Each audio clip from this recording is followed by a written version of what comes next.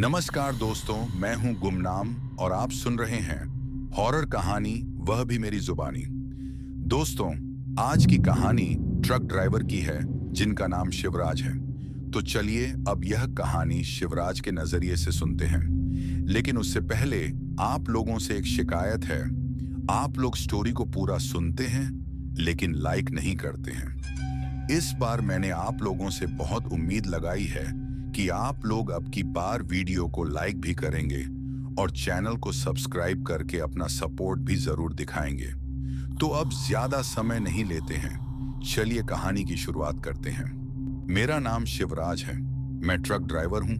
बिहार और झारखंड में कोयला सप्लाई करता हूँ। मेरे साथ हमेशा मेरा दोस्त फरीद होता है, वह मेरा क्लीनर है। आज सुबह हम धनबाद के कोल यार्ड में आए थे अपना ट्रक लोड करवाने। कोल यार्ड हमेशा धूल से भरा होता है। हवा में कोयले की स्मेल, लोगों के कपड़े काले और क्रेन की लाउड आवाज। फरीद ट्रक के टायर चेक कर रहा था। वो बोला, शिवराज भाई, आज रात नरक पांड से जाना है ना? लोग बोलते हैं वहां रात को अजीब चीजें होती हैं। मैं बोला, अरे कुछ नहीं होता, हम डेली जाते हैं।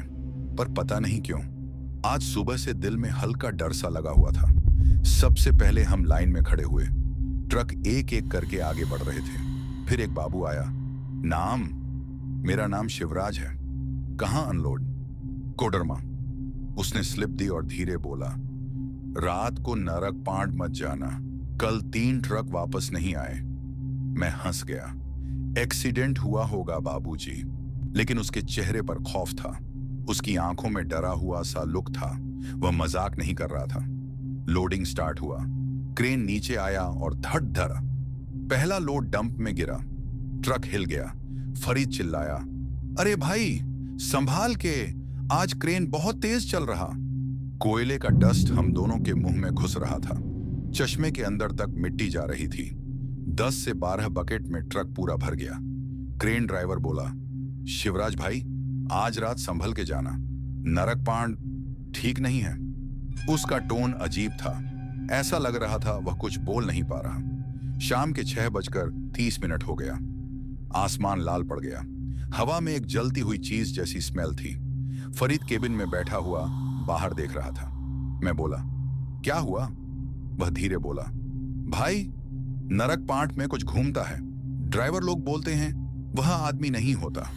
मैं कहा, चल कुछ नहीं होता, रात में बिल्लियां भी भूत लगती हैं। फरीद कुछ नहीं बोला, बस सीधा बाहर जंगल की तरफ देख रहा था। मैंने ट्रक स्टार्ट किया। इंजन खर्र की आवाज कर रहा था। रास्ता खाली था, ना कोई गाड़ी ना कोई आदमी, बस हवा चल रही थी और सामने लंबे अंधेरे पेड़। फरीद ने धीरे से बोला, भाई आज रास्ता ज्यादा चुप लग रहा है। मैं स्टीयरिंग पकड़ के बोला, चल फरीद, देखेंगे जो होगा। हम नरक पांड की तरफ बढ़ रहे थे और रात धीरे धीरे और काली होती जा रही थी। हम ट्रक लेकर धीरे धीरे नरक पांड वाले जंगल के रास्ते में घुस रहे थे। रात हो चुकी थी। आसमान में कोई तारा नहीं, बस अंधेरा, पूरा काला। ट्रक की हेडलाइट्स लंबे पेड़ों को काट रही थी। फरीद चुप था। उसकी उंगली विंडो के ग्लास पर हिल रही थी। आदमी तब करता है जब डर में हो। जंगल में कुछ 10 से 12 मिनट चले होंगे कि अचानक फरीद बोला, भाई रुको, रास्ते पे कोई खड़ा है। मैंने ब्रेक दबाया। ट्रक रुक गया। दूर से सिर्फ हेडलाइट्स की रोशनी पड़ रही थी और वहां एक आदमी खड़ा था, बिल्कुल सीधा, बिल्कुल चुप। उसका चेहरा रोशनी में दिख नहीं रहा था। फरीद ने डरा हुआ बोला, भाई इसने हाथ क्यों नहीं हिलाया? नॉर्मल आदमी सिग्नल देता है ना। मैं ट्रक की सीट से थोड़ा झुककर देखा। उस आदमी का सर धीरे धीरे ऊपर उठ रहा था, जैसे किसी ने उसके गले के पीछे से वायर खींच दिया हो। जब उसका चेहरा रोशनी में आया, मेरा दिल 1 सेकंड के लिए रुक गया। उसकी आंखें पूरी काली थीं, बिल्कुल अंधेरी, जैसे 2 गड्ढे, और मुंह थोड़ा सा फटा हुआ, बिल्कुल इंसान जैसा नहीं। पर भाई सबसे अजीब बात यह थी, उसके पैर उल्टे थे, घुटने पीछे को टेढ़े। फरीद ने लगभग चीख दिया, भाई ये आदमी नहीं है, ये छलावा है। मैंने बिना सोचे गियर लगाया और ट्रक फुल स्पीड में निकाल दिया। आईना देखा, पर वह आदमी वहां नहीं था। 1 सेकंड में गायब। फरीद का हाथ कांप रहा था। उसने सीट को पकड़ लिया। शिवराज भाई, कुछ गड़बड़ है। और मैं पहली बार मान गया था। आगे रोड पूरा सीधा था, लंबे पेड़, काला रास्ता, और हवा भी रुक गई थी। ना पत्ता हिल रहा, ना आवाज आ रही, बिल्कुल सन्नाटा। ट्रक की इंजन की आवाज ही सब कुछ था। फिर फरीद ने धीरे से बोला, भाई आपको स्मेल आ रही? मैंने एक गहरी सांस ली और हवा में जलती हुई लाश की स्मेल थी, जैसे कोई पुरानी लेदर को आग लगाए या कोई इंसान जल रहा हो। मेरे हाथ स्टीयरिंग पर और टाइट हो गए। कुछ 100 मीटर आगे जाकर ट्रक के फ्रंट ग्लास पर कुछ काला चिपचिपा सा चीज चिपका। मैं थोड़ा झुका। वह कोई पत्थर या प्लास्टिक नहीं था, वह जैसे कोई सूख चुकी चमड़ी का टुकड़ा हो। फरीद ने पीछे हटकर बोला, शिवराज भाई, ये किसकी स्किन लग रही है? मैं चुप रहा। मेरे मुंह से आवाज ही नहीं निकली। हम रास्ता क्रॉस कर रहे थे जब अचानक लेफ्ट साइड के जंगल में कुछ भागती हुई आवाज आई। धप धप धप, पर इंसान जैसी नहीं, जैसे हड्डी टूटते हुए भी कोई भाग सकता हो। मैंने ट्रक स्लो किया। हेडलाइट्स जंगल की तरफ पड़ी, और भाई वहां एक चीज खड़ी थी। ना वह आदमी लग रहा था, ना जानवर। उसकी बॉडी पूरी काली, चमड़ी चिपकी हुई, हाथ लंबे, और पीछे से उसकी रीढ़ की हड्डी बाहर दिखती थी। वह सीधा ट्रक की तरफ नहीं देख रहा था। उसका सिर थोड़ा उल्टा मुड़ रहा था। धीरे, बहुत धीरे। उसकी आंखें हेडलाइट्स में चमक रही थीं। पूरा काला, पूरा खाली। फरीद बोल भी नहीं पा रहा था।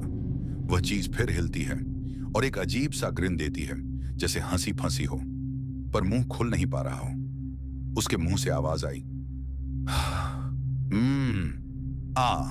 नरक पिशाच। मेरा दिल पहली बार स्टीयरिंग की वाइब्रेशन से तेज धड़क रहा था। मैं एकदम से एक्सीलरेटर दबाया और ट्रक को उस एरिया से बाहर निकाल दिया। फरीद ने पीछे मुड़कर देखा और उसने धीरे से बोला, भाई वह भाग नहीं रहा था, वह हम दोनों को देख रहा था। ट्रक नरक पांड के जंगल में आगे बढ़ रहा था। हवा ठीक से चल भी नहीं रही थी, जैसे जंगल सांस रोककर खड़ा हो। फरीद बिल्कुल चुप हो गया था। उसका हाथ गियर के पास रखा था, पर वह हिल भी नहीं रहा था। मैंने एफएम रेडियो ऑन किया, पर सिर्फ छह छह नॉइज आ रही थी। कोई आवाज नहीं, कोई गाना नहीं, सिग्नल जीरो। फिर अचानक हेडलाइट्स के सामने से कोई आदमी जैसे क्रॉस हुआ। सफेद कुर्ता, नंगे पैर, गर्दन एक साइड को टेढ़ी। मैंने तुरंत ब्रेक दबाया। ट्रक ईक करके रुका। फरीद झटके खाकर बोला, भाई किसको मार दिया क्या? मैं उतरकर टॉर्च मारने लगा, पर रास्ता खाली, कोई आदमी नहीं, कदम के निशान तक नहीं, बस हवा में एक जली हुई मिट्टी जैसी स्मेल। फरीद ने डर के मारे धक धक बोलते हुए कहा, शिवराज भाई, ये छलावा होता है, ये आदमी होता ही नहीं। मैंने कहा, चल वापस चलते हैं ट्रक में, यहां रुकना सही नहीं। ट्रक चलाते वक्त मुझे लगा जैसे हेडलाइट्स कमजोर पड़ रही हैं। रोशनी फॉरवर्ड जाने के बजाय जैसे अंधेरे में डूब रही हो। फरीद ने विंडशील्ड से बाहर देखा और बोला, भाई पेड़ हिल नहीं रहे, पर उनके साए हिल रहे हैं। मैंने आंख सेंक कर देखा। सच में पेड़ खड़े थे, पर उनके साए जमीन से उठकर हल्का हल्का रेंग रहे थे। मेरे हाथ स्टीयरिंग पे जम गए। ट्रक एक मोड़ पर घुमा ही था कि राइट साइड के जंगल में से कोई लंबे दांतों वाली पतली सी काली परछाई हमारे ट्रक के साथ साथ चलने लगी। वह पेड़ से पेड़ तक सीधा नहीं, जमीन से 2 फीट ऊपर उड़ती हुई। फरीद चिल्लाया, भाई ये आदमी नहीं, ये तो नरक पिशाच लग रहा। उस परछाई की गर्दन पूरी उलटी घुमा और उसने हमें देखा। उसकी आंखों में लाल चिंगारी जैसी रोशनी थी। मैंने तुरंत स्पीड बढ़ाई। परछाई हमारे ट्रक के पैरेलल 5 से 10 सेकंड तक चलती रही, फिर एकदम अंदर जंगल में घुस गई, जैसे हवा में पिघल गई हो। फरीद ने सीट पकड़ते हुए बोला, भाई वो आदमी नहीं था, वो कुछ और था। मैं कुछ नहीं बोला, बस स्टीयरिंग कसकर पकड़ा और ट्रक को रात के घाटे में आगे धकेल दिया। ट्रक आगे बढ़ रहा था, पर मेरे हाथ अब स्टीयरिंग पर थोड़ा कांप रहे थे। फरीद सीधा विंडो से जंगल को देख रहा था। उसकी सांसों की आवाज तक बढ़ गई थी। रात इतनी चुप थी कि ट्रक का इंजन भी डरा हुआ लग रहा था। मैं एक टर्न ले ही रहा था कि ट्रक के ऊपर से धड़ करके कुछ गिरा। केबिन हिल गया। फरीद चिल्लाया, भाई ऊपर कोई चढ़ा है। रूफ पर कुछ दौड़ रहा था, चारों पैरों से, जैसे कोई बड़ी सी बिल्ली, पर उसकी सांसें आदमी जैसी। ठक ठक ठक ठक। मैंने स्पीड बढ़ाई, पर वो चीज रूफ पर ही घूमती रही। फिर अचानक उसने विंडो पे थपथप की। डम डम डम। फरीद ने टॉर्च विंडो पर मारी और जो हमने देखा, उसका चेहरा आदमी का, पर बाकी शरीर बिल्कुल पतला, काला और उल्टे पैरों वाला। उसके दांत इतने लंबे थे कि विंडो पर मेटल तक स्क्रैप हो गया। फरीद चीख पड़ा, भाई ये नरक पिशाच है। उसने अपना मुंह खोला और उसके दांतों से काली गरम हवा निकल रही थी, जैसे किसी क्रिमेशन ग्राउंड की आग हो। अचानक पिशाच ने फरीद की विंडो पकड़ ली और पूरी ताकत से खींचने लगा। ग्लास गिर्र करके टूटने ही वाला था। मैं चीखा, फरीद पीछे हट। मैंने स्टीयरिंग एकदम लेफ्ट मोड़ दिया। ट्रक झटका खाकर हिल गया। पिशाच का बैलेंस बिगड़ा और वह साइड में गिर गया। फरीद हिला हुआ बोला, भाई ये हमें छोड़ने वाला नहीं। मैंने सीधा रास्ता लिया और धमकड़ स्पीड में आगे निकलने लगा। आगे 200 से 300 मीटर दूर एक पुराना टूट फूट ब्रिज आया। बोर्ड पर लिखा था, मुर्दों का पुल, रात में मत गुजरना। याद आया, ड्राइवर्स बोलते थे इस ब्रिज के नीचे पहले जेल के कैदियों की डेड बॉडीज फेंक दी जाती थी। नरक पिशाच यहीं आते थे नया शरीर ढूंढने। फरीद ने हाथ जोड़कर बोला, भाई इस पुल पर रुकना मत, बस निकल जाओ। मैं हम्मा करके ट्रक को ब्रिज पर चढ़ा दिया। ब्रिज पर चढ़ते ही ट्रक के नीचे से किसी के दौड़ने की आवाज आई। थक थक थक, जैसे कोई जमीन पर सीधा नहीं पर उल्टे पैरों से दौड़ रहा हो। फरीद ने डर के मारे मेरा हाथ पकड़ लिया। ब्रिज के बीच में हेडलाइट्स ने कुछ दिखाया और मैंने तुरंत ब्रेक मार दिया। रास्ते में एक आदमी की लाश पड़ी थी। सफेद कपड़े, हाथ उल्टे टेढ़े और गर्दन पूरी पीछे मुड़ी हुई। फरीद फुसा, भाई ये वही छलावा है। मैं ट्रक में बैठा बैठा सिर्फ उसकी लाश को घूर रहा था। उसकी आंखें पूरी खुली थीं और सीधे मुझे देख रही थीं। फिर उसकी आंख झपकी। फरीद ने चीख मारी, भाई लाश जिंदा हो रही है। वो लाश धीरे धीरे हाथ और पैर टेढ़े करते हुए उठने लगी और ब्रिज के नीचे फिर से वही नरक पिशाच की घूंट घूंट आवाज आई। जंगल, ब्रिज, रात, सब एक ही बात कह रहे थे, यह रात हमारी नहीं है। ट्रक ब्रिज के बीच में खड़ा था। आगे लाश, पीछे अंधेरा और नीचे से आ रही थी वो खतरनाक गुर्र गुर्र आवाज, जैसे कोई आग में जलती सांस ले रहा हो। फरीद बिल्कुल बेजान हो गया था। उसकी नजर सिर्फ लाश पर टिकी थी। एक लाश हिली और बदल गई। लाश धीरे धीरे पैर मोड़कर उठी। उसकी गर्दन उल्टा घूम रही थी। खड़ खड़, हड्डी टूटने जैसी आवाज आ रही थी। फिर उसका पेट फट गया और अंदर से काला, पतला, लंबे हाथों वाला नरक पिशाच बाहर निकलने लगा। जैसे कोई आदमी का सूट उतारता हो, वैसे वो लाश का स्किन उतार कर पिशाच ने फेंक दिया। फरीद ने आंखें पकड़ ली। भाई ये लाश भूत नहीं, ये सिर्फ कवर था। वो पिशाच सीधा खड़ा हो गया, हवा में 2 से 3 इंच ऊपर।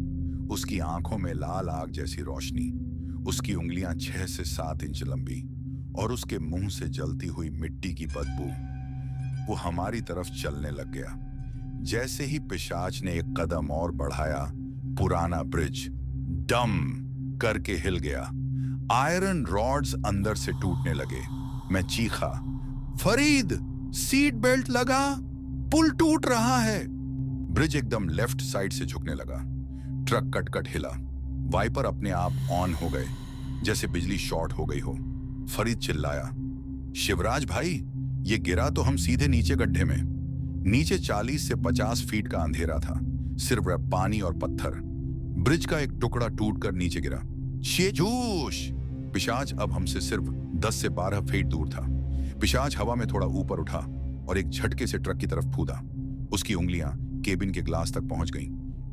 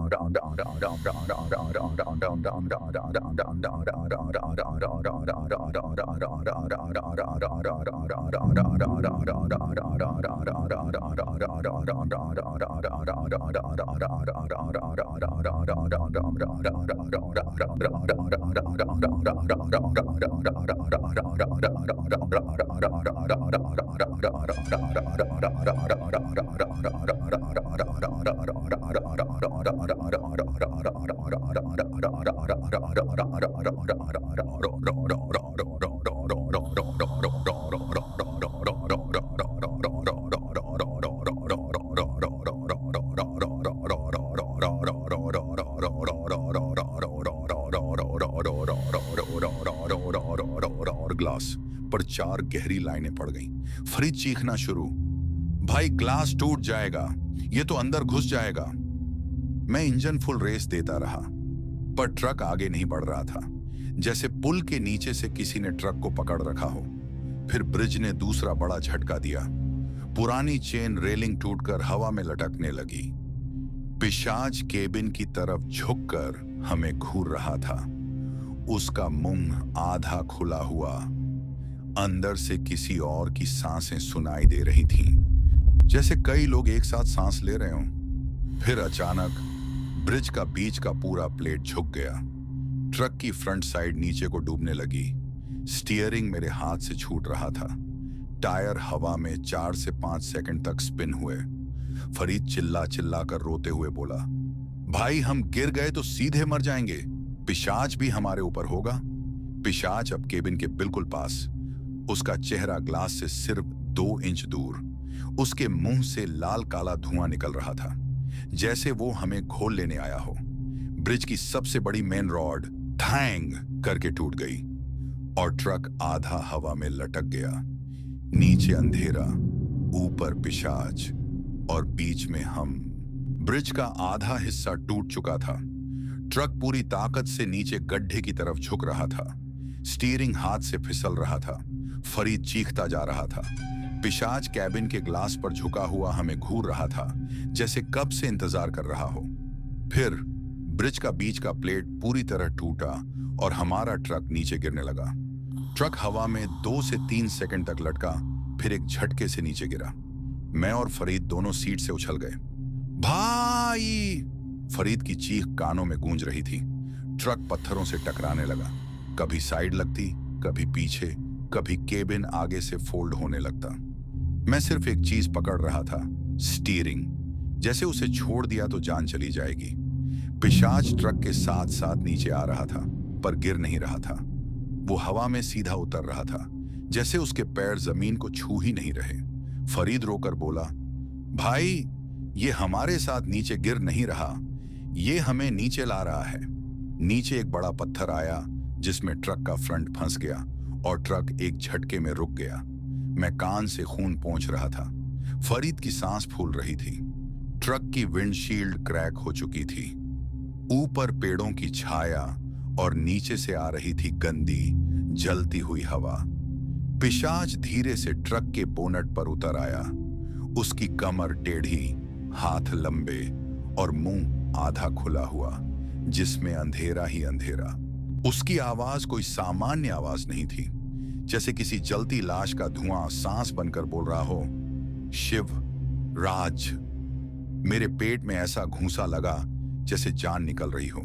फरीद चीखा, इसको हमारा नाम कैसे पता? भाई कैसे? पिशाच कैबिन की तरफ रेंगा। उंगलियों से बोनट पर खरोचें पड़ती जा रही थी। SCR रान छान, SCR आर। जब पिशाच हमारे कैबिन के ऊपर चढ़ने ही वाला था, तभी जंगल के दूसरी साइड से एक लैंटर्न की रोशनी जल उठी।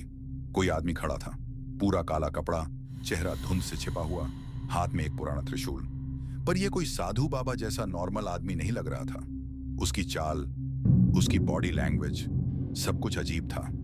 वो धीरे से बोला, उसे वहां से हट जा, ये दोनों मेरा काम है।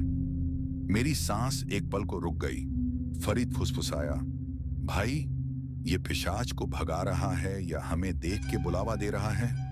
पिशाच ने उस आदमी की तरफ देखा और पहली बार पीछे हिला, जैसे वो उस आदमी को जानता हो या उससे डर रहा हो। आदमी सीधा ट्रक के सामने आ गया और लैंटर्न उठाकर बोला, तुम दोनों को पता भी है किस रात किस रास्ते पर चले आए हो? उसकी आवाज में गुस्सा नहीं, भूख थी, जैसे कोई शिकारी शिकार को देख रहा हो। मैं डर के बोल नहीं पा रहा था। फरीद बिल्कुल सुन्न था।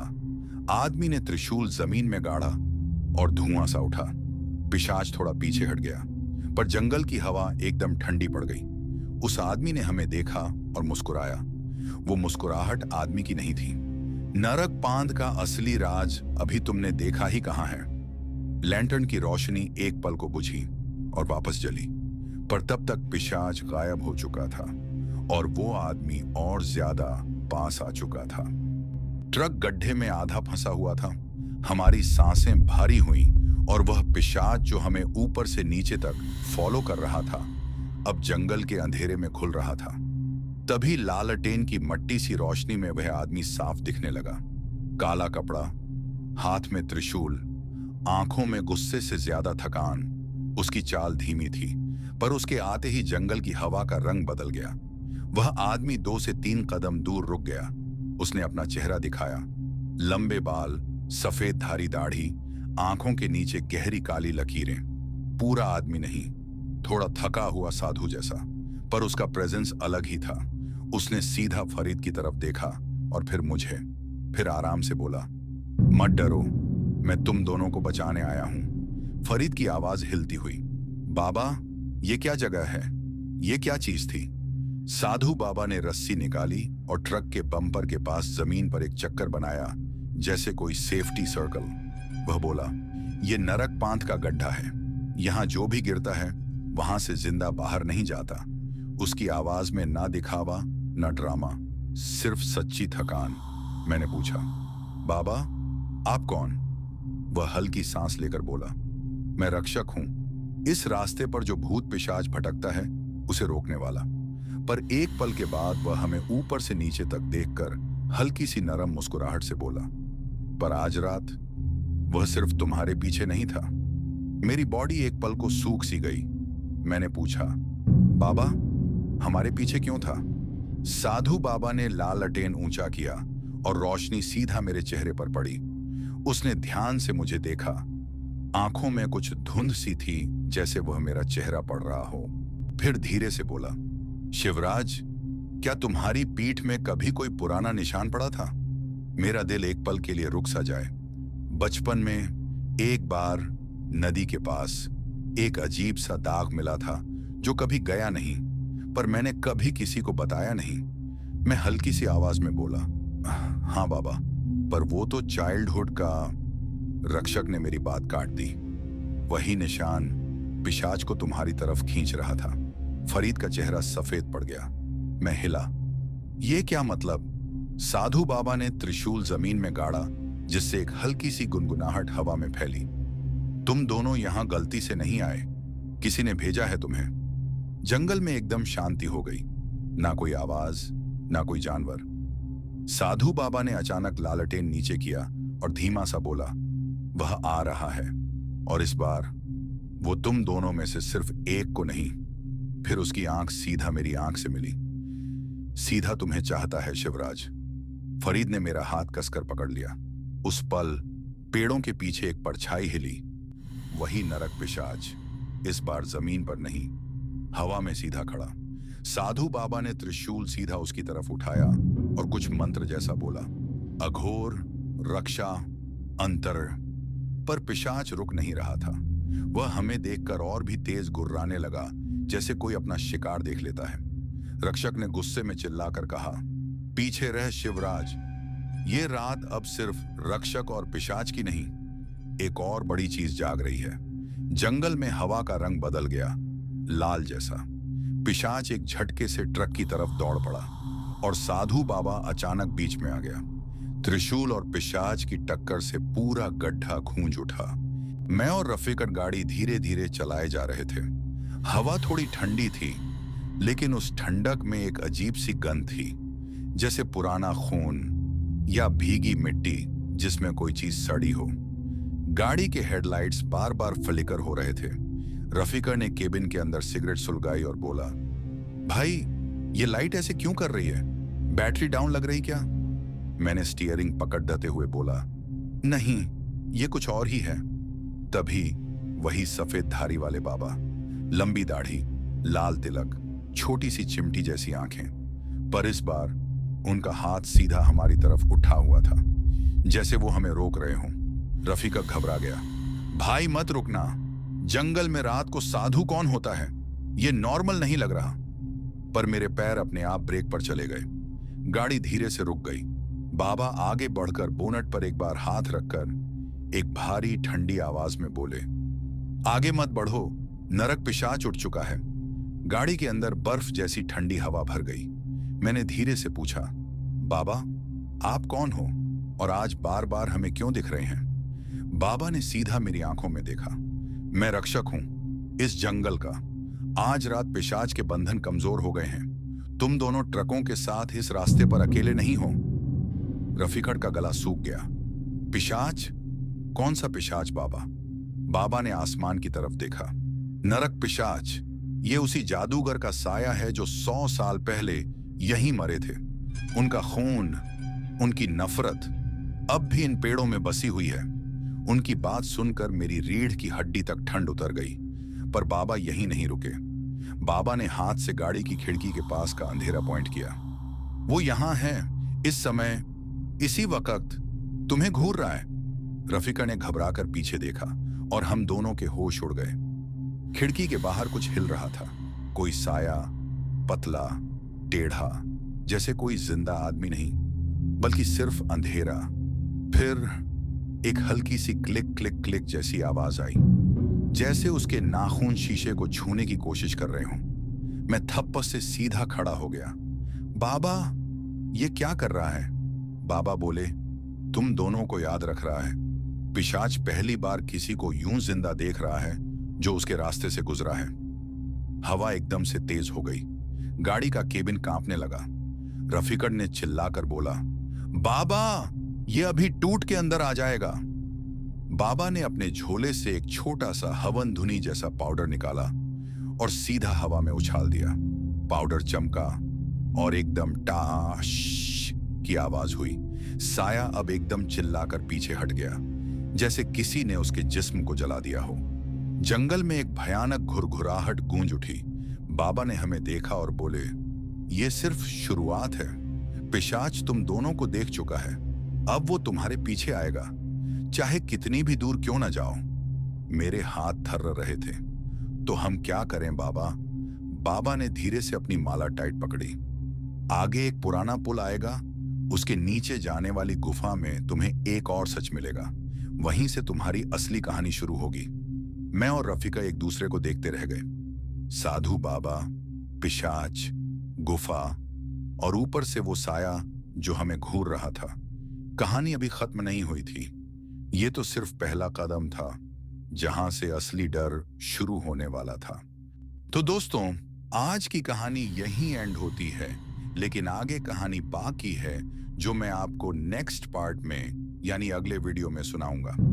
तब तक आप लोग इस वीडियो को लाइक करके चैनल को सब्सक्राइब कर लीजिए, और अगर आप अगले वीडियो में अपना नाम अनाउंस करवाना चाहते हो तो कमेंट सेक्शन में अपना नाम लिख दीजिए। और मिलेंगे अगले वीडियो में, तब तक अलविदा।